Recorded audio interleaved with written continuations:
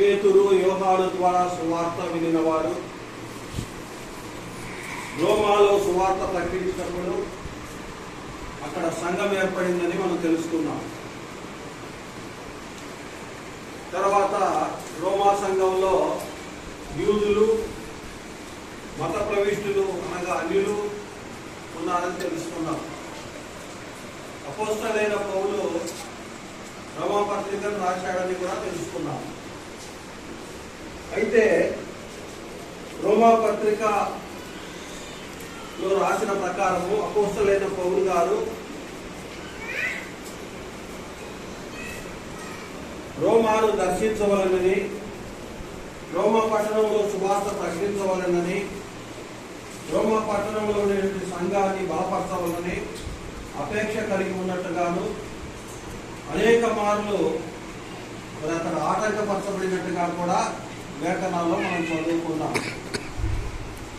ఎందుకనగా అన్ని జనులలో ఫలము పొందినట్లుగా రోమా ప్రజల్ని రోమా పట్టణంలో కూడా దేవుని పనిచేసి దేవుని వద్ద బహుమానం పొందాలనేటువంటి అపేక్షను మనం చూసాం. మరి అపోస్తలుడైన పౌలు చెప్తా ఉన్నాడు. కాబట్టి దయచేసి గమనించండి, దేవుని ఉగ్రతకు ఎవరు పాత్రులు అనే విషయాన్ని మనం ఉదయకాలం నుంచి పరిశీలిస్తూ ఉన్నాం. దేవుని ఉగ్రతకు ఎవరు పాత్రులు అనే విషయాన్ని మనం పరిశీలించినప్పుడు సమస్త భక్తిహీనత మీదను దుర్నీతి మీదను దేవుని కోపం బయలుపరచబడుతుందని విన్నాం. ఎవరు భక్తిహీనులంటే దేవుడు లేడని చెప్పేది ప్రజలు. దేవుడు లేడని చెప్పేది ప్రజలు ఎవరంటే నాస్తికులు. దేవుడు లేడని చెప్పే ప్రజల్ని మరి బైబిల్ బుద్ధిహీనులు అని చెప్తోంది. ఎందుకంటే దేవుడు కలుగజేసే సృష్టి యావత్తు కనుల ఎదురుగా ఉండగా దేవుడు లేడని చెప్పడం బుద్ధిహీనత అవుతుంది. ఇటు వారి మీదకి దేవుని కోపము దిగి వస్తా ఉందని చూశాం. రెండవ వర్గము దేవుడు ఉన్నాడని తెలిసి కూడా నిజ దేవుణ్ణి పూజించడానికి బదులు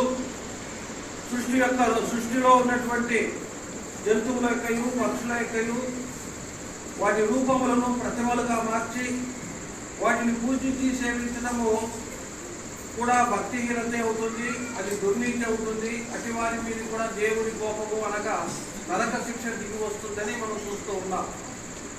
అంతేకాదు ధర్మశాస్త్రము కలిగినటువంటి వారు, ధర్మశాస్త్రము లేనటువంటి వారు, ధర్మశాస్త్రము కలిగినటువంటి యూదులు కూడా ధర్మశాస్త్రాల ప్రకారము జీవించకుండా దొంగల వద్దని చెప్తూనే దొంగిలేవారు గాను, ధర్మశాస్త్రములను కేవలం వినువారం మట్టుకై ఉండి ధర్మశాస్త్రం ప్రకారము జీవించలేటువంటి వారు గాను, కేవలము సున్నతి యందు అభిషేకించి అతిశయపడేవారు గాను, కేవలము అబ్రహామును బట్టి ధర్మశాస్త్రమును బట్టి అతిశయించు ఉన్నవారు గాను, వారి క్రియల విషయంలో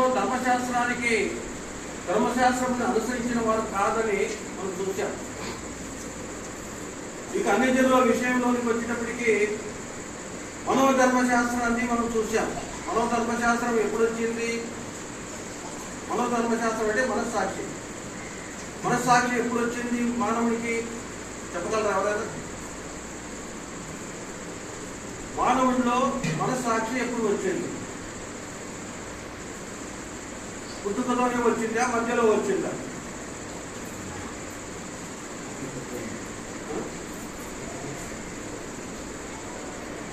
మానవునికి మనస్సాక్షి ఎప్పుడు వచ్చిందంటే దేవుడు తినవద్దని చెప్పిన ఫలములు తిన్నప్పుడు.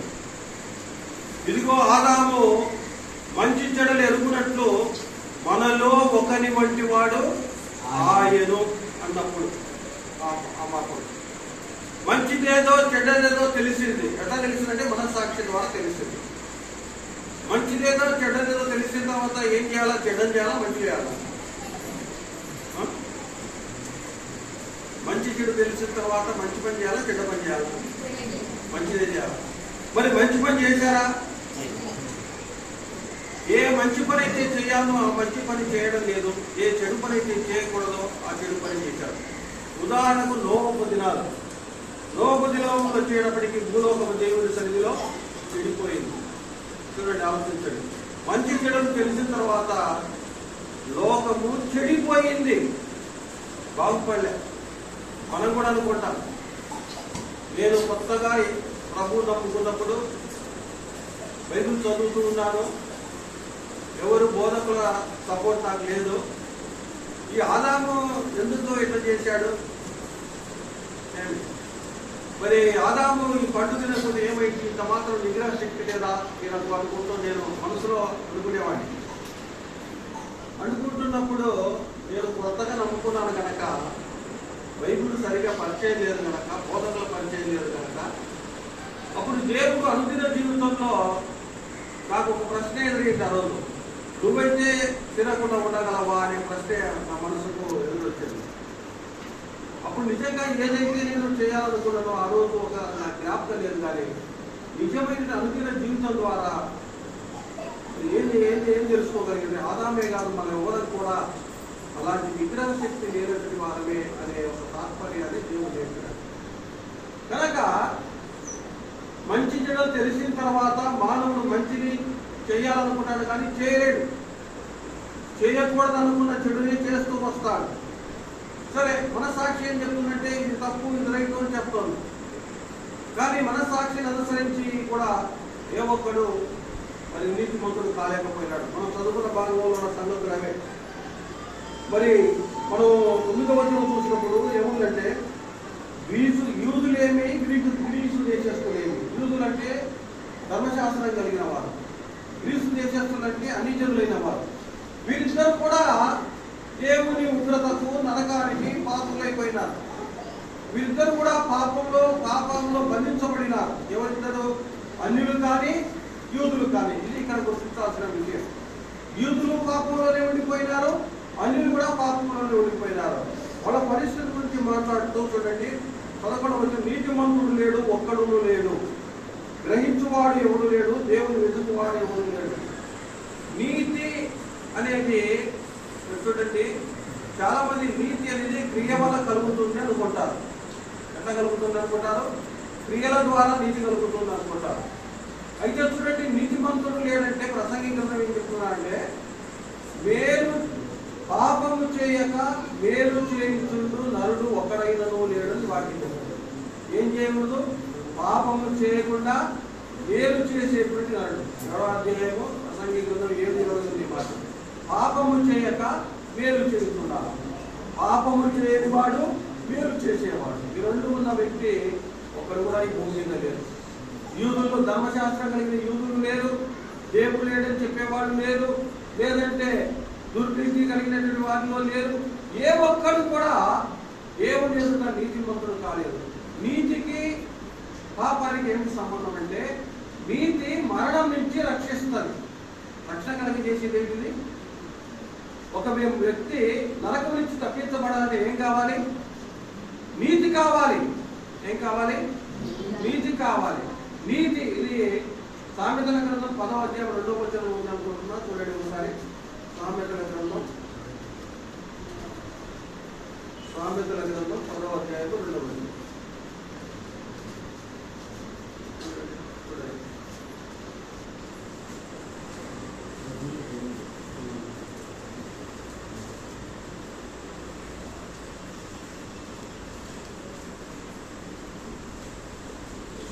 భక్తిహీనుల ధనం వారికి లాభకరం కాదు, నీతి మరణము నుండి రక్షించును. అంటే నరకం నుంచి రక్షించేది నీతి. ఒకడు నరకం నుంచి తప్పించబడాలంటే ఏం కావాలి? నీతి కావాలి. నీతి కావాలని చాలా మంది లోకం ప్రయత్నిస్తున్నారు. నీతిని సంపాదించుకోవడానికి అనేక మంచి కార్యాలు చేస్తున్నారు. అయితే మానవుడు దేవుని ఎదుట నీతిమంతుడు కాలేకపోతూ ఉన్నాడు. నీతిమంతుడు లేడు, ఒక్కడు లేడు. మరి ఇంకేముంది? మరి ఎలా ఉన్నారు మానవులు అనే మాటను రోమపత్రిక చెప్తోంది. 3వ అధ్యాయంలో, రోమపత్రిక 3వ అధ్యాయంలో, నీతిమంతుడు ఒక్కడు లేడు, గ్రహించువాడేవాడు లేడు, దేవుని వెతుకువాడేవాడు లేడు, అందరూ త్రోవ ఏకముగా పనికి వాళ్ళ వారైంది, మేలు చేయవాడు లేడు, ఒక్కడైనా లేడు. వారి గొంతుక తెరచిన సమాధి. వారి గొంతు ఎలాంటిది? తెరచిన సమాధి. అంటే సమాధి తెరిస్తే ఏముంటది? సమాధి తెరిస్తే ఏముంటది? కుళ్ళిపోయిన దుర్వాసన, మట్టి, ఎండి, మరి మరి నశించిపోతున్నటువంటి ఎముకలు ఇటువంటివి ఉంటాయి కదా, దుర్గంధం ఉంటుంది. కనుక అంటే మన నోరు ఎలా ఉంది? బూతులు, చెడ్డ మాటలు, చూసారా? మాట్లాడకూడనటువంటి మాటలన్నీ వారి నోరు తెరచిన సమాధి అంటే అర్థమవుతుంది. మానవుడి యొక్క నోరు ఎలా ఉంది చూడండి. అందుకోసం యాకోబు అన్నాడు, అది అగ్ని లాంటిది. ఒక చిన్న అగ్ని ఏ విధంగా అడవినంతా కాల్చి వేస్తుందో మానవ జీవిత చక్రాన్నంతటినీ కూడా ఈ నోరు పాడు చేసేస్తాడు కదా. కనుక వారి నోరు అలాంటిదని చెప్తున్నాడు. అంతేకాకుండా వారి నోటి నుండి చెప్పించడం ఉందని చెప్తున్నాడు. ఇవన్నీ మీకు తెలుసు, దీని గురించి నేను ఎక్కువ చెప్పదలుచుకోలేదు. టోటల్గా చెప్పదలుచుకుంది ఏంటంటే, ధర్మశాస్త్రము కలిగిన యూదులు కానీ, ధర్మశాస్త్రం లేని వాడు కానీ, నమ్మినవాడు కానీ, నమ్మని వాడు కానీ, అంటే అందరూ కూడా పాపాత్ములైపోయినారు. ఏ ఒక్కరు కూడా నీతిమంతులు కాలేదు. అనగా ఏ ఒక్కరు కూడా పరలోకానికి యోగ్యతను సంపాదించలేదు. ప్రతి మానవుడు పాపము వలన నిత్య నరకానికి వెళ్ళేటువంటి మార్గంలో ఉన్నారు అని పౌలుగా చెప్తున్నారు. అనగా ప్రతి మానవుడికి రక్షణ కావాలి, ప్రతి మానవుడికి నీతి కావాలి, ప్రతి మానవుడికి పరలోకం కావాలి. ఎలా సాధ్యమవుతుంది? మనసాక్షి ప్రకారము వాళ్ళు జీవించలేకపోయినారు, మనసాక్షి చెప్పినట్టుగా మంచి పనులు చేయలేకపోయినారు, మనసాక్షి చెప్పినట్టుగా చెడుదాన్ని చేయకుండా ఉండలేకపోయినారు. మరి ధర్మశాస్త్రాన్ని దేవుడిస్తే ధర్మశాస్త్రాన్ని పాటించలేకపోయినారు. ఏంటి పరిస్థితి? కనుకనే కింద మనం చదువుకున్న భాగంలో రాయబడిన మాట ఏంటంటే 20 వచనంలో చూడండి, 3:20. ఏలైనగా ధర్మశాస్త్ర సంబంధమైన క్రియల మూలముగా ఏ మనుషుడు ఆయన దృష్టికి నీతిమంతుడని తీర్చబడడు. ధర్మశాస్త్రము వలన నీతిమంతుడైన ఏ ఒక్కడు కూడా నీతిమంతుడు కాలేడు. ఏమని చెప్తుంది ధర్మశాస్త్రం? ధర్మశాస్త్రం వల్ల నీతిమంతుడు కాలేడు. నీతిమంతుడు కాలేడు అంటే అర్థమైంది, పరలోకానికి పోలేడు, పరలోకానికి చేరలేడు అని అర్థం. ఆలోచించండి. కానీ యూదులు ధర్మశాస్త్రాన్ని పాటిస్తున్నారు, దేవుని ప్రజలుగా ఉన్నారు, సున్నతి పొందినారు, బైబిల్ గ్రంథం వాళ్ళ దగ్గర ఉంది. వారు కూడా దేవుని సన్నిధికి పరలోకానికి చేరలేనటువంటి స్థితి ఏర్పడింది. మరి ఏమన్నా అన్యులేమన్నా మనసాక్షి ప్రకారం వాళ్ళు కూడా చేరలేకపోతున్నారు. గమనించండి. అనగా మనం ఇప్పుడు 20 వచనం చూడండి, 19 వచనం. ప్రతి నోరు మూయబడినట్లును సర్వలోకము దేవుని సన్నిధిని శిక్షకు పాత్రమవునట్లు ధర్మశాస్త్రము చెప్పుచున్న వాటిని, ధర్మశాస్త్రములో వారు చెప్పుచున్న వాటిని, సర్వలోకం యొక్క నోరు మూయబడింది. నేను నీతిమంతుడను అని నోరు తెచ్చేతోడు లేదు. అది కనుక ఇప్పుడు పౌలు చెప్పే మాట ఏంటంటే, ఏ భేదము లేదు. నీతి దేశస్తుడు కానీ యూదుడు కానీ అందరూ పాపము చేసి దేవుడు అనుగ్రహించు పరలోకాన్ని పొందలేకపోయినారు. ఏం చేయాలి? ఏంటి మార్గం? ఏ ఒక్కరు కూడా పూజ చేసినోడు కానీ, పూజ చేయనోడు కానీ, దేవుడు ఉన్నాడు అని చెప్పినోడు కానీ, దేవుడు లేడని చెప్పినోడు కానీ, ధర్మశాస్త్రం కలిగినోడు కానీ, ధర్మశాస్త్రం లేనోడు కానీ ఒక్కరికి కూడా పరలోకంలో చేరేటువంటి అర్హతను, నీతిని సంపాదించలేకపోయినారు. ఇప్పుడు మానవులందరూ మరణం యొక్క నీడలో నిలబడిపోయినారు. మానవులందరూ పాపానికి, శాపానికి గురిపోయి నిత్య నరకానికి వెళ్ళిపోతున్నారు. ఇక్కడ పౌలు గారు చెప్తున్న మాట ఏంటంటే, ధర్మశాస్త్రానికి వేరుగా దేవుని నీతి బయటికి వచ్చింది అని చెప్తున్నాడు. ఏమని చెప్తున్నాడు చూడండి, కింద చూడండి, 21 వచనం. ఇట్లుండగా ధర్మశాస్త్రములకు వేరుగా దేవుని నీతి బయలుపరచబడుతున్నదని దానికి ధర్మశాస్త్రమును ప్రవక్తలు సాక్షి చెప్తున్నారు. దేవుని నీతి ఎక్కడ వస్తుంది? ఎట్లా బయటకు వస్తుంది? ధర్మశాస్త్రాన్ని పాటించడం వలన దేవుని నీతిని సంపాదించలేకపోయినారు. ధర్మశాస్త్రాన్ని నెరవేర్చిన వాడు ఒకే ఒకరు. ఎవరు వాళ్ళు? ప్రభువైన యేసు ప్రభు ఒక్కడే. యేసు ప్రభువు మాత్రమే ధర్మశాస్త్రాన్ని సున్నా పొల్లు తప్పిపోకుండా నెరవేర్చినాడు. మిగతా ఏ మానవుడు కూడా ధర్మశాస్త్రాన్ని నెరవేర్చలేడు. అయితే ఇక్కడ ఒక విషయాన్ని గమనించాలి. యూదులు ధర్మశాస్త్రం ధర్మశాస్త్రం ధర్మశాస్త్రం అంటున్నారు. అయితే మానవునికి నీతి అనేది దేవుడు ధర్మశాస్త్రం ద్వారా ఇవ్వాలని అనుకోలేదు. ఈ విషయాన్ని బాగా గుర్తుపెట్టుకోవాలి.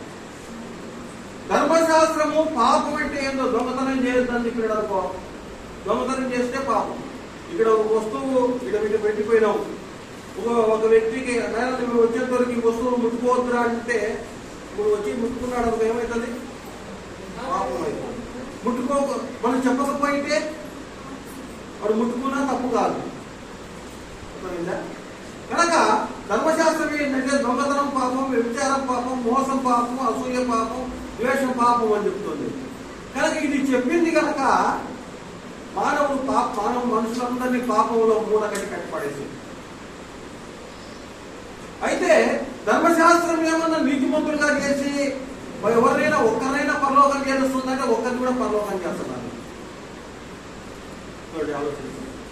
అయితే పరలోకం చేయాలంటే దేవుని నీతి కావాలనుకున్నాం.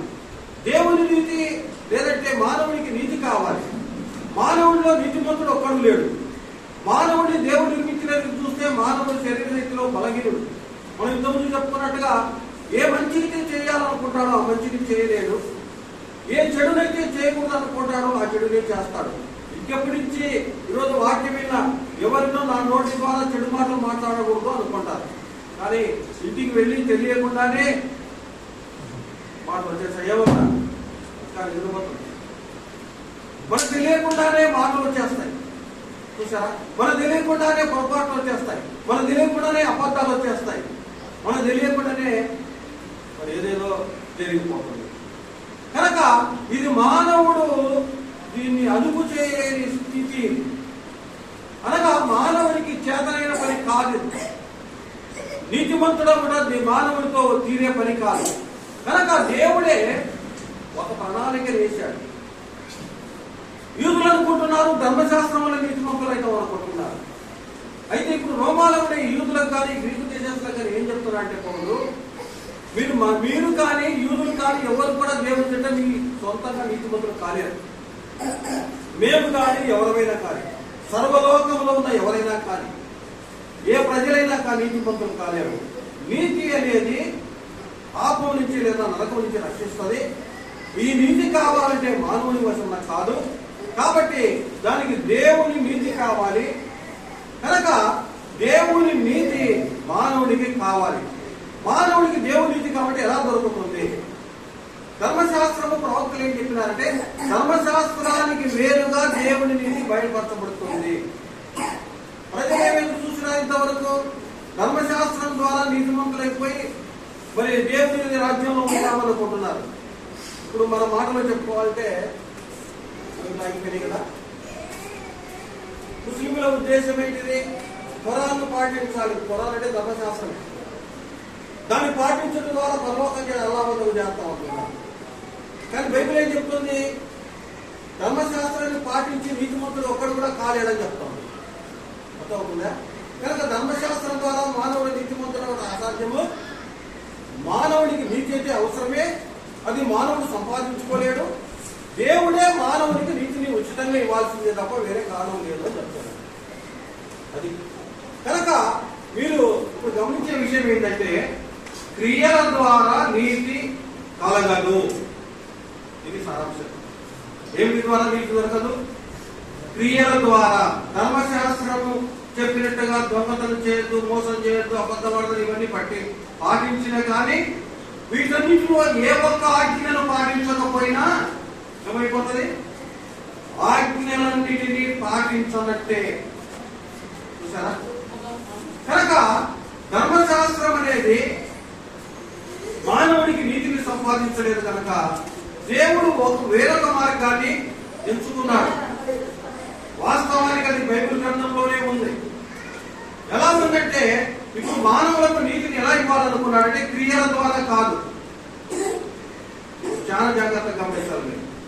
మనుషులు ఏమనుకుంటున్నారంటే మేము మంచి పనులు చేస్తే, మంచి క్రియలు చేస్తే మాకు పరలోకం ఉంటుంది, మాకు మోక్షం ఉంటుంది, మేము నిత్య రాజ్యంలో ఉంటామని ఈ రోజు ఈ భూమి మీద ఉండే మానవుల యొక్క ఉద్దేశం.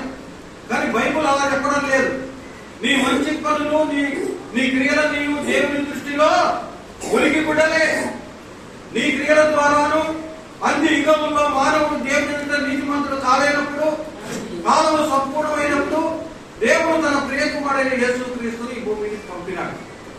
క్రియల ద్వారా కాకుండా కేవలము దేవుని యందు విశ్వాసం ఉంచడం ద్వారా నీతిని ఇవ్వాలని దేవుడు ప్రణాళిక వేసుకున్నాడు. నీతి ఇప్పుడు ఎలా ఇవ్వాలనుకున్నాడు దేవుడు? కేవలము విశ్వాసము ద్వారా నీతిని ఇవ్వాలని దేవుడి ప్రణాళిక. అబ్రహాము దేవుని నమ్మెను, అది అతనికి నీతిగా ఎంచబడెను. ఇతడు 100 బస్తాలు బియ్యం తెచ్చి అందరికి అన్నదానం చేసినాడు కాబట్టి ఇతడు నీతిమంతుడు చెప్పలేదు. చూడండి, అర్థమవుతుందా? ఇతడు మరి పేద సాధలకు వైద్యం చేయించినాడు, 10 మందికి పెళ్లి చేసుకుంటే తాలిబొట్లు కట్టి తాలిబొట్లకు డబ్బు ఇచ్చాడు కాబట్టి ఇతడు నీతిమంతుడు చెప్పట్లేదు.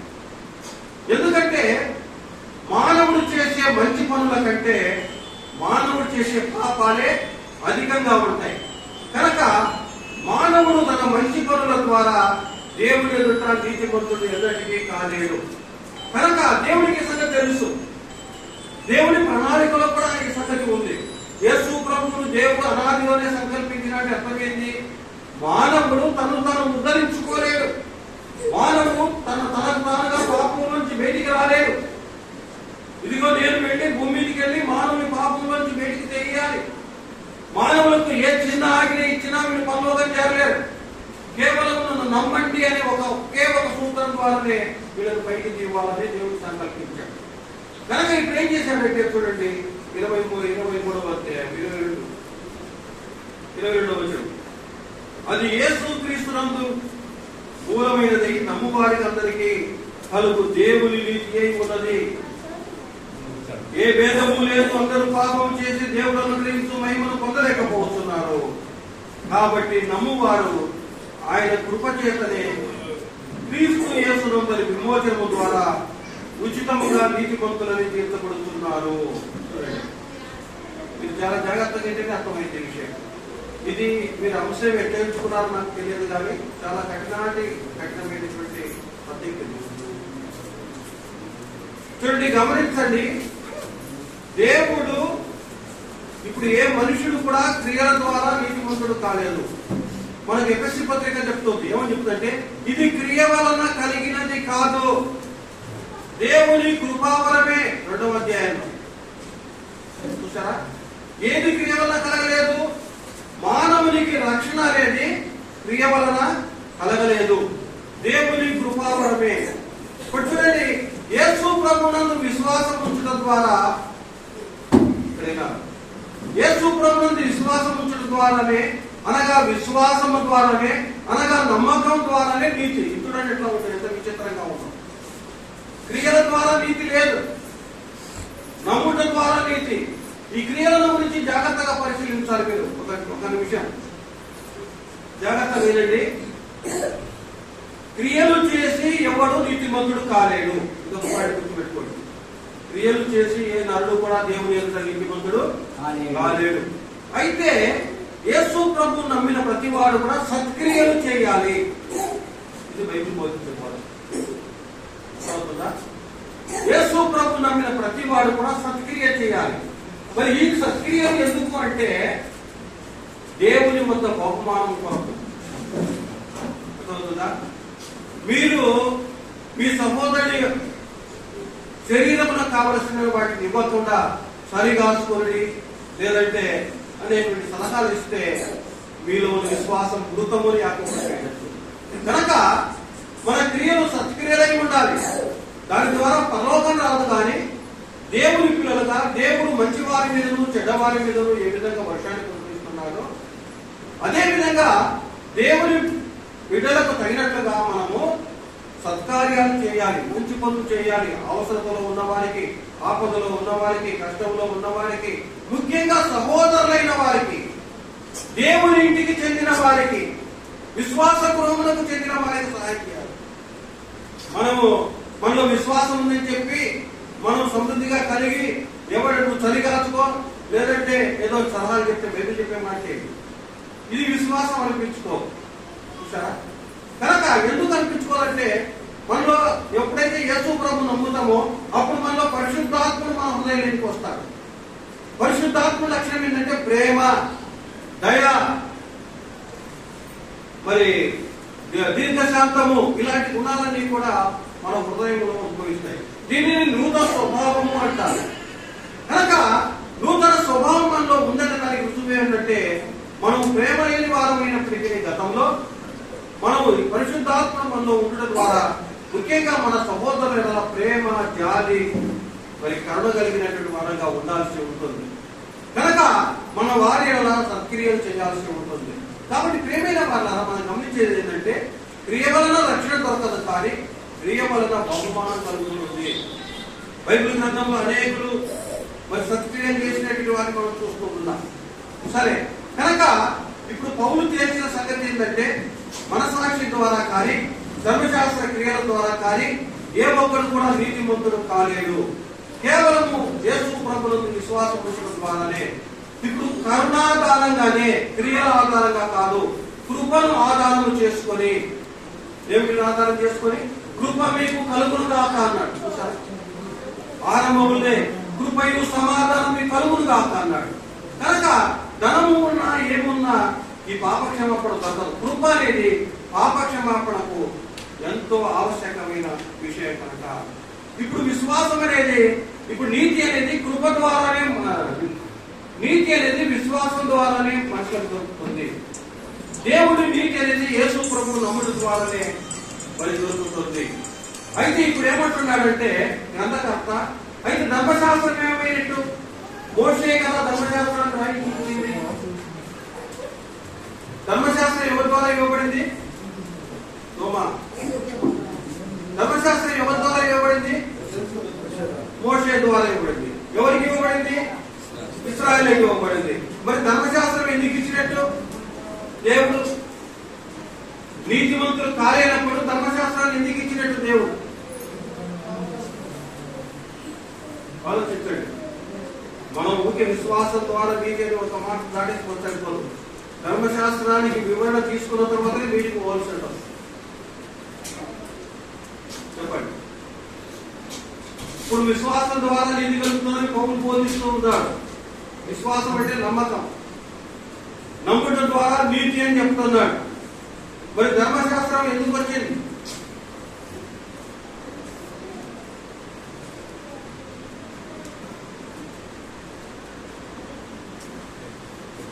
ధర్మశాస్త్రం ఎందుకు ఇవ్వబడింది? మనం ఒప్పుకోవచ్చు, కానీ యూదులు ఒప్పుకోని మాటలు. ధర్మశాస్త్రం ఎందుకు ఇవ్వబడింది అంటే చూడండి, గలతీ పత్రిక 3వ అధ్యాయం.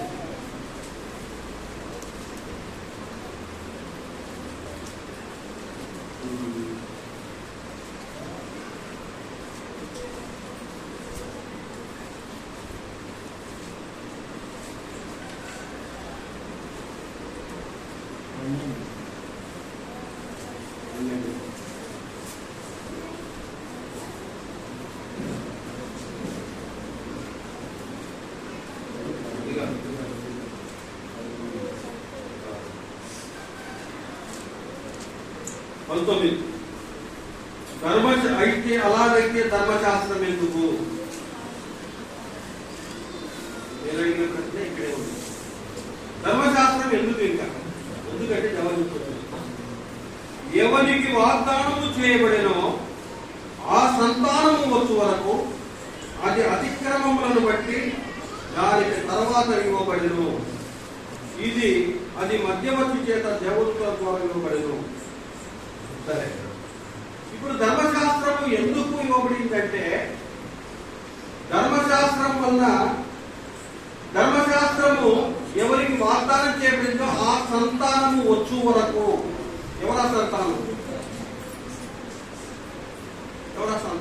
ఎవరు వచ్చేంత వరకు, ఎవరు రావాలి, ఎవరు వచ్చేంత వరకు పనిచేస్తారు ఈ ధర్మశాస్త్రం. అలా దేవుడు ధర్మశాస్త్రము ఎందుకు ఇవ్వబడింది అంటే సంతానం వచ్చి ఆ సంతానం వచ్చే వరకు. ఆ సంతానం అంటే ఎవరు చూడండి, 16వ వచనంలో చూడండి. అబ్రహామునకును అతని సంతానమునకును వాగ్దానములు చేయబడెను. ఆయన అనేకులను గూర్చి అన్నట్టు సంతానములకును అని చెప్పక ఒకరిని గూర్చి అన్నట్టు నీ సంతానముల కరెను. ఆ సంతానము క్రీస్తు అనగా క్రీస్తు వచ్చేంత వరకు యేసు ప్రభు ఈ భూమి మీద కాలము సంపూర్ణై జన్మించేంత వరకే ధర్మశాస్త్రం. అది తగ్గి చూడండి 24వ వచనం. కాబట్టి మనం విశ్వాసం మూలమైన నీతిని మంత్రములను తీర్చబడినట్లు క్రీస్తునొద్దకు మనను నడిపించుటకు ధర్మశాస్త్రము మనకు బాల శిక్షకుడు ఆయను. ధర్మశాస్త్రం పనేంటి? మనల్ని క్రీస్తునొద్దకు నడిపించుటకు బాల శిక్షకుడు ఆయను. అంటే బాల శిక్ష అంటే తెలుసా? ఎవరికన్నా పెద్ద బాల శిక్ష అంటే తెలుసా? బలిశాస్త్రం తెలుసా? బలిశాస్త్రం తెలియదా? బల్లి తల మీద పడితే ఏమైతుంది? భుజం మీద పడితే పెద్ద బాల శిక్షలు ఉంటాయి ఇవన్నీ. ఇప్పుడు కూడా మీరు వృక్షానికి వెళ్ళి పెద్ద బాల శిక్ష ఏమని చెప్తారు. పెద్ద బాల శిక్షలు ఏముంటుందంటే చదువు ఆరంభం కాకముందుకు అక్కాలు గుళితాలు ఇటువంటివన్నీ ఉంటాయి. అనగా నిజమైన స్థితి ప్రారంభం కాకుండా. అదేవిధంగా క్రీస్తు వద్దకు నడిపించేంత వరకు ఈ ధర్మశాస్త్రము బాల శిక్షకుడు ఆయను. ఇంకో మాట చెప్పాలంటే ఎవరికైనా చేయి తెగింది అనుకోండి, డాక్టర్ దగ్గరికి పోవాలి. ఫస్ట్ ఏం చేస్తాం? మనం బట్ట తీసుకొని గుట్టు కడతాం. మనకు ఉన్నంత పరిధి, మనకు అవకాశం ఉంటుంది. అలాంటిదే ధర్మశాస్త్రం, తాత్కాలికమైనది ధర్మం. ఎందుకంటే 27వ వచనం చూడండి. ధర్మశాస్త్రము దేవుని వాగ్దానములకు విరోధమైనదా? అట్లా అనరాదు. జీవింపజేయ శక్తి కలిగిన ధర్మశాస్త్రం ఇవ్వబడి ఉండిన ఎడల వాస్తవముగా నీతి ధర్మశాస్త్రం మూలంగానే కలుగును. ధర్మశాస్త్రం ద్వారా నీతి కలగాలి, మానవుడు రక్షణ పొందాలి అనే ప్రణాళిక దేవుడితో ఉంటే మానవుడు ధర్మశాస్త్రం ద్వారా నీతిమంతులయ్యాడు.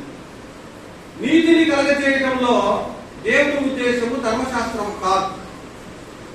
నీతిమంతులుగా చేయడంలో దేవుని ఉద్దేశము తన ప్రియకుమారుడైన యేసుక్రీస్తుని నాకు విశ్వాసం ఉంచుతాం. ఇది ఇక్కడ కనుక దేవుని ప్రణాళికలో ధర్మశాస్త్రం ద్వారా నీతిమంతులుగా చేయాలనేది లేదు. ధర్మశాస్త్రం పని ఏంటంటే ఇది తప్పు, ఇది రైట్, ఇది పాపము, ఇది నేరమని చెప్పడం మనకే ధర్మశాస్త్రం పని. ధర్మశాస్త్రం పని ఏంటిదంటే యేసు ప్రభు వచ్చేంత వరకు తాత్కాలికంగా అతిక్రమములను బట్టి మరి అతిక్రమములను క్రమపరచడం వరకు సంబంధించింది. కనుక ప్రేమనేటువంటి వాళ్ళరా ధర్మశాస్త్రాన్ని మరి ఇవ్వబడింది. కానీ ఇప్పుడు ధర్మశాస్త్రం వల్ల కాకుండా, అనగా క్రియల వల్ల కాకుండా, మనస్సాక్షి వల్ల కాదు, ఇప్పుడు లేదంటే ధర్మశాస్త్రం వల్ల కాదు, కేవలము యేసు ప్రభు నమ్మకం ద్వారా కృపను ఆధారం చేసుకొని, కృపను ఆధారం చేసుకోవడం అంటే ఇక మనలో ఉన్న ఏ మంచిని చూడడం కాదు. కృప అంటే ఏంటిదంటే అపాత్రుడిని పాత్రుడిగా చేయటము, అయోగ్యుడిని యోగ్యుడిగా చేయటం. మన పరలోకానికి యోగ్యులం కాదు, కానీ యోగ్యుడిగా చేస్తుంది. సుంకని రొమ్ము కొట్టుకున్నాడు చూసారా, కానీ దేవుడు అతని యోగ్యుడిగా చేశాడు. మనలో పరలోకంలో ఉండటకు కొంత యోగ్యత లేదు, కానీ పరలోకానికి దేవుడి రాజ్యానికి వారసులుగా చేశాడు. లోకం మనకంటే లోకంలో ఉన్నవాడు ఎంతో యోగ్యులుగా ఉన్నారు. కనుక కృప ఏం చేస్తుందంటే కృప అయోగ్యులమైన మనల్ని, అపాత్రులమైన మనల్ని పాత్రులుగా, దేవుడి సన్నిధికి పాత్రులుగా చేసింది. కనుకనే అపోస్తలుడైన పౌలు కృపయు సమాధానం మీకు కలగాలి, మీకు డబ్బు కలగాలి, వేడలు కలగాలని చెప్పలేదు. కృపా సమాధానం మనకుంటే దేవుడితో మనకు ఎల్లప్పుడూ నిరంతర సంబంధం ఉంటుంది. దేవుడి రాజ్యంలో మనకు దేవుడి వద్ద వారసత్వం ఉంటుంది.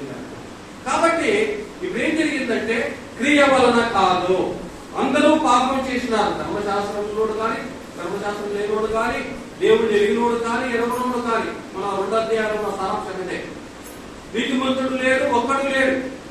నీతి మరణం నుంచి రక్షిస్తుంది. మరి నీతి కావాలంటే మానవ క్రియల ద్వారా సంపాదించలేకపోతూ ఉన్నాడు. కనుక దేవుని యొక్క దయాదాక్షిణ్యాల వల్లే మానవుడు ఈరోజు దేవుని లేదంటే బైబిల్ భాషలో దేవుని కృప వలన మానవునికి రక్షణ దొరుకుతుంది. అది యేసు క్రీస్తు ద్వారా దొరుకుతుంది అనే సారాంశం చెప్తున్నాడు. అయితే ఇక్కడ కొత్త వాదనలు బయలుదేరుతాయి. అది 4వ అధ్యాయంలో ఉంది. ఇక్కడ 4వ అధ్యాయంలో ఏమంటున్నాడంటే, అబ్రహాము దేవుని నమ్మెను, అది అతనికి నీతిగా ఎంచబడెను. కొన్ని ప్రశ్నలు వేసుకుందాం మనం. అబ్రహాము దేవుడిని ఎప్పుడు నమ్మినాడు? అబ్రహాము దేవుడిని ఎప్పుడు నమ్మాడు? సందర్భం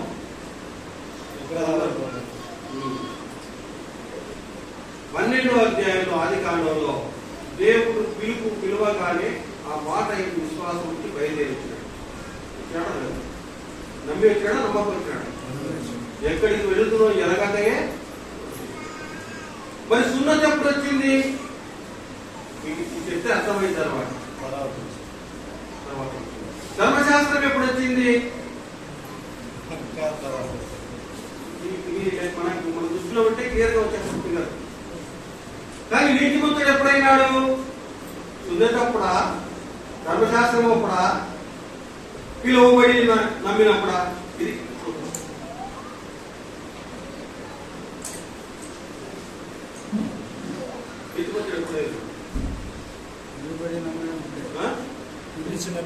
పిలిచినప్పుడే. ఆ మాటగా 4వ అధ్యాయం చెప్తుంది. చూడండి, రోమపత్రిక 4వ అధ్యాయము 2వ వచనం. అబ్రహాము క్రియల మూలముగా కాక నీతిమంతుడని తీర్చబడిన, క్రియల మూలముగా నీతిమంతుడు తీర్చబడిన అతనికి అతిశయ కాలము కలుగును, కానీ అది దేవుని ఎదుటనే కలగదు. లేఖనం ఏమి చెప్తున్నది? అబ్రహాము దేవుని నమ్మెను, అది అతనికి నీతిగా ఎంచబడెను. తర్వాత చూడండి, వచ్చిన 10వ వచనం. మంచిది, అది ఏ స్థితి ఎందు ఎంచబడెను? సున్నతి కలిగి ఉండినప్పుడా, సున్నతి లేనప్పుడా? నీతి అనేది అబ్రహాముకి ఇవ్వబడింది, నీతిమంతుడు. ఎప్పుడు? సున్నతి కలిగినప్పుడా, సున్నతి లేనప్పుడా? లేనప్పుడు. సున్నతి కలిగి ఉన్నప్పుడు కాదు, సున్నతి లేనప్పుడే. జవాబులు అక్కడే ఉన్నాయి. తర్వాత సున్నతి లేని వారిను నమ్మిన వారికి అందరికీ అతడు తండ్రి కుటుంబం వలన వారికి నీతి ఆరోపించడానికి అతడు సున్నతి పొందక మునుపు అతనికి కలిగిన విశ్వాసం వలన ఆయన నీతికి ముద్రగా సున్నతిని గుర్తుగా పొందాడు. చూడండి, మనం యేసు ప్రభువు నమ్ముతున్నాం. నమ్మిన తర్వాత బాప్తిసం తీసుకుంటున్నామా, లేదంటే బాప్తిసం తీసుకున్నాక నమ్ముతున్నామా? నమ్మిన తర్వాత తీసుకుంటాం. అదే విధంగా దేవుడిని అబ్రహాము నమ్మిన తర్వాత తన హృదయంలో ఆ నమ్మకానికి, విశ్వాసానికి గుర్తుగా సున్నతి. మనం కూడా మన హృదయంలో యేసు ప్రభువు నమ్మి దానికి సాక్షాత్తంగా బాప్తిసం తీసుకుంటున్నాం. కనుక మొదట విశ్వాసం అనేది వచ్చింది, తర్వాత సున్నతి వచ్చింది, ఆ తర్వాత ధర్మశాస్త్రం వచ్చింది. ఇప్పుడు అబ్రహాములకు వాగ్దానం వచ్చింది. ఏమని వాగ్దానం? లోకంలో వంశముల నీవు నీ ద్వారా ఆశీర్వదించబడు అనే వాగ్దానం ఎక్కడొచ్చింది? 12వ అధ్యాయంలో చూడండి. అమాట ఆదికాండం 12వ అధ్యాయం. ఆదికాండం 12వ అధ్యాయం.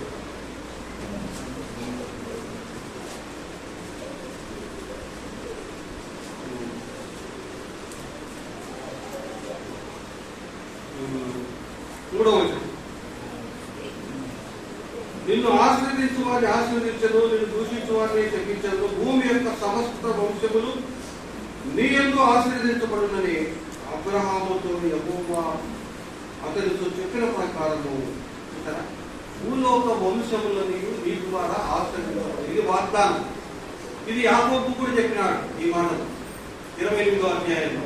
భూలోకము నీ ద్వారా సమస్త వంశములు ఆశీర్వదించబడే అర్థం ఏంటంటే నీ వంశంలో నుంచి వస్తున్నటువంటి యేసు క్రీస్తు అనే రక్షకుని ద్వారా భూలోపల ప్రజలందరినీ వారి పాపం నుంచి రక్షిస్తారని దాని సారాంశం. ఇక్కడ ఉన్న మాట మాట సారాంశం.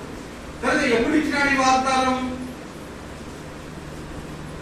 అతడు ఎప్పుడైతే తన దేశాన్ని తన బంధువులను వదిలిపెట్టి వచ్చినాడో, నమ్మిన వెంటనే ఈ వాగ్దానం వచ్చింది. ధర్మశాస్త్రాన్ని బట్టి వచ్చిందా వాగ్దానము? విశ్వాసమును బట్టి వచ్చిందా, లేదంటే సున్నతిని బట్టి వచ్చిందా? ఇది ఇక్కడ లాజిక్, ఆయన మాట్లాడే లాజిక్. ఏమిటి బట్టి వచ్చింది వాగ్దానము? నీ ద్వారా భూమి మీద సమస్త వంశంలో ఆశీర్వదించబడతాయని దేవుడు చేసినటువంటి ఇచ్చిన ఈ మాట అబ్రాహ్మణులకు ఎట్లా లభించింది? విశ్వాసం ద్వారా వచ్చిందా, సున్నతి ద్వారా వచ్చిందా, ధర్మశాస్త్రం ద్వారా వచ్చిందా? విశ్వాసం ద్వారానే వచ్చింది. చూడండి, అంటే ధర్మశాస్త్రం లేక మునిపే విశ్వాసం అనేది వాగ్దానాన్ని సంపాదించింది. ధర్మశాస్త్రం ద్వారా వాగ్దానం రాలేదు. అది అక్కడ చెప్పదలుచుకుంటున్నాం. అంటే దీని అర్థం ఏంటంటే ధర్మశాస్త్రం వచ్చింది, ధర్మశాస్త్రం ద్వారా దేవుడు నీతి ముందుగా చేయాలని ప్రణాళిక లేదు. ధర్మశాస్త్రం లేక మునిపే నీతి అనేది ఉంది, విశ్వాసం అనేది ఉంది. అబ్రహాము ధర్మశాస్త్రం ఇవ్వక మునిపే, అసలు అబ్రహాములో ధర్మశాస్త్రం ఏడుంది? మోషే కాలంలో ఉంది. సున్నతి వచ్చింది, కానీ అంతకంటే ముందుగానే అబ్రహాము దేవుడి నుంచి వాగ్దానం పొందాడు. అది విశ్వాసం ద్వారానే పొందాడు. కనుక విశ్వాస సూత్రం ద్వారానే మానవులు తాము పొందిన వాగ్దానాన్ని స్వతంత్రించుకుంటారు, కానీ క్రియల వల్ల కాదు, ధర్మశాస్త్రం వల్ల కాదు అని చెప్తున్నాడు ఇక్కడ. కనుక నీతి అనేది విశ్వాసం ద్వారానే కలుగుతుంది, ధర్మశాస్త్రం ద్వారా క్రియల ద్వారా కలగదు అనేది ఇక్కడ సారాంశం. చూడండి, 4వ అధ్యాయం, ధర్మపత్రిక 4వ అధ్యాయం.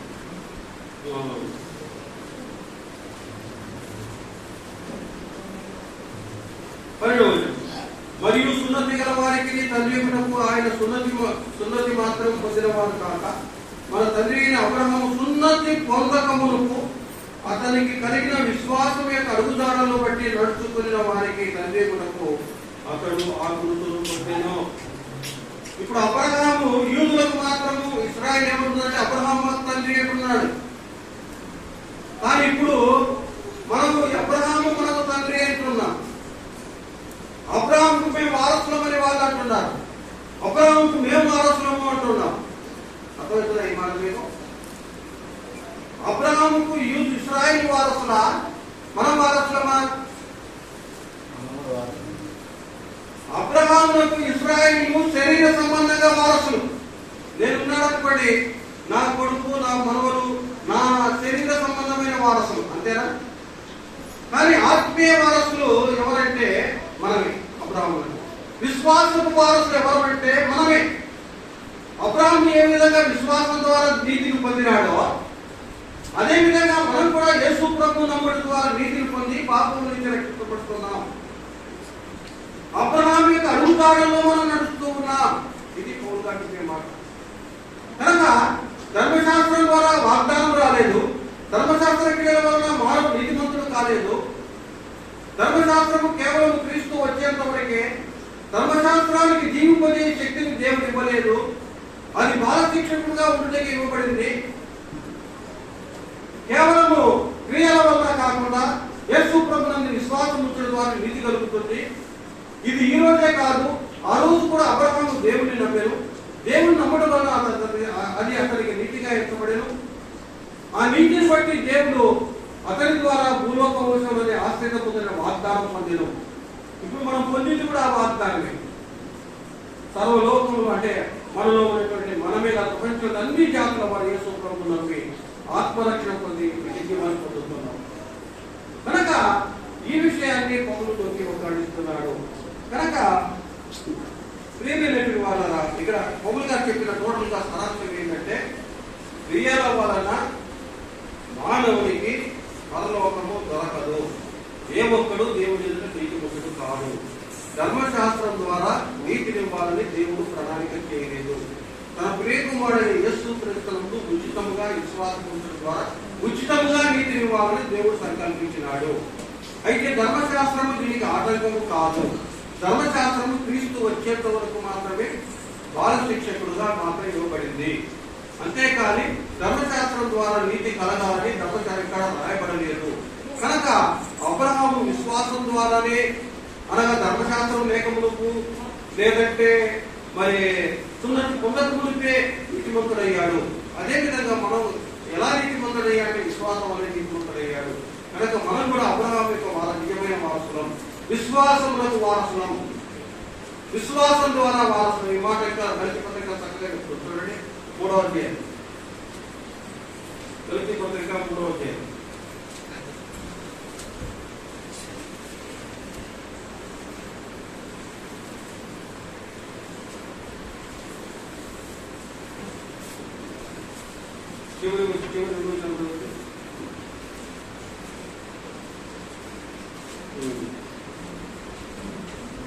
ఇందులో యూదుడని 29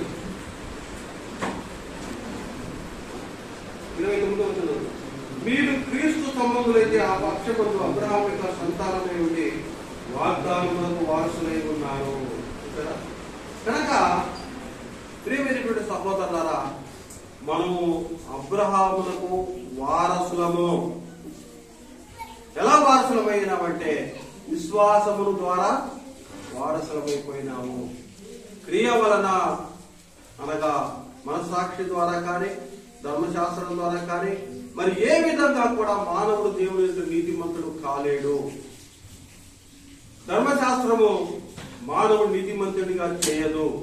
ధర్మశాస్త్రం క్రీస్తు వచ్చే వరకు అతిక్రమం నెరవేర్చడానికి, ధర్మశాస్త్రం ధర్మశాస్త్ర క్రియల ద్వారా ఏ ఒక్కడు నీతిమంతుడు కాలేడు. ధర్మశాస్త్రాన్ని నెరవేర్చిన వాడు లేడు, యేసు ప్రభు ఒక్కడే. మన ఇష్ట చరిత్రలోనికి వెళ్తే అబ్రహాము దేవుని నమ్మాడు. ఆ నమ్మకమే లోకానికి ఆశీర్వాదంగా మారింది. మరి అక్కడ ఇవ్వబడిన సున్నతి కాదు, మరి అంతేకాదు ధర్మశాస్త్రము కాదు. సున్నతి నీతికి గుర్తుగా ముద్రగా ఇవ్వబడిందని 4వ అధ్యాయం చెప్తుంది. కాబట్టి ప్రియమైన వాళ్ళ మనం కూడా నిజమైన వారసులు ఎవరంటే మనమే, అబ్రహాము. మనమే కాదు, ఇశ్రాయేలీయులు నమ్ముకుంటే వారు కూడా వారసులే. చివరికి లోకమందంతయు అబద్ధికులైనప్పటికీ, లోకములో నీతిమంతుడు లేకపోయినప్పటికీ దేవుడు సత్యవంతుడు కాకుండా పోడు. 3వ అధ్యాయం చెప్పేవాడు దేవుడు సత్యవంతుడే. మనమందరం అబద్ధికులం కావచ్చు, కానీ దేవుడు అబద్ధికుడు కాడు. ఆయన సత్యవంతుడే. ఎట్టుకు సత్యవంతుడు అంటే ఆయన అబ్రహాముకు వాగ్దానం చేశాడు. కానీ లోకంలో జరిగింది ఏంటిదంటే అందరూ పాపంలో బంధించబడినారు. అయినా కానీ దేవుడు ధర్మశాస్త్రానికి వేరుగా నీతిని బయలుపరిచాడు, లోకానికి రక్షణ కలుగజేశాడు. ఆయన చెప్పిన మాట నెరవేర్చాడు. ఆయన సత్యవంతుడే. అదొక మాట నేను ముగిస్తాను. చూడండి 3వ అధ్యాయం, రోమపత్రిక 3వ అధ్యాయం.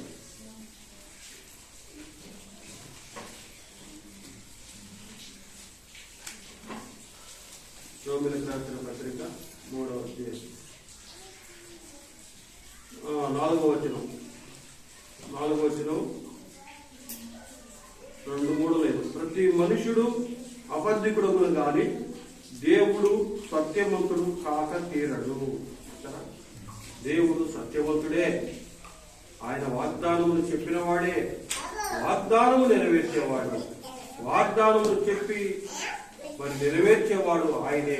కనుక ప్రేమనేటువంటి వాళ్ళరా, ఈ విధంగా నీతి అనేది విశ్వాసము ద్వారా దొరుకుతుంది అని ఈ అధ్యాయం చెప్తుంది. కాబట్టి ఇలాగున మనమందరం మనుషులందరూ దేవుని ఉగ్రతకు పాత్రలే. కానీ అయితే క్రియల వల్ల కాదు, ధర్మశాస్త్ర సంబంధమైన క్రియల వల్ల కాకుండా యేసు ప్రభువు విశ్వాసం ద్వారా మానవునికి దేవుని నీతి బయలుపరచబడుతుంది. నీతి మానవుని నరకం నుంచి తప్పిస్తుంది అని ధర్మశాస్త్రానికి విశ్వాసానికి మరి ఎలాంటి పేచీ లేకుండా, ఎలాంటి సమస్య లేకుండా మరి ఎట్లా దాన్ని రుజువుపరిచాడు ఇక్కడ పౌలు గారు. కాబట్టి మనమందరం కూడా నిజమైన వారసులము అబ్రహామునికే. శరీర సంబంధి అయినంత మాత్రం ఇశ్రాయేలు వారసులు కాదు. వారు అబ్రహాములే యేసు ప్రభు నమ్మితేనే వారు వారసులైతారు.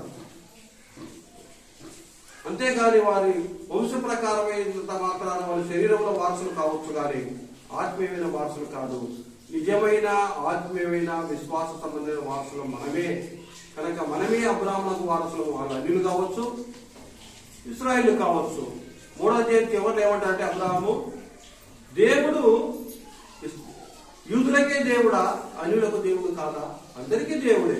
కనుక అందరినీ విశ్వాసం ద్వారా ఆయన రక్షించినాడు, అందరినీ విశ్వాసం ద్వారా నీతి కలిగించినాడు అని చెప్తున్నాడు.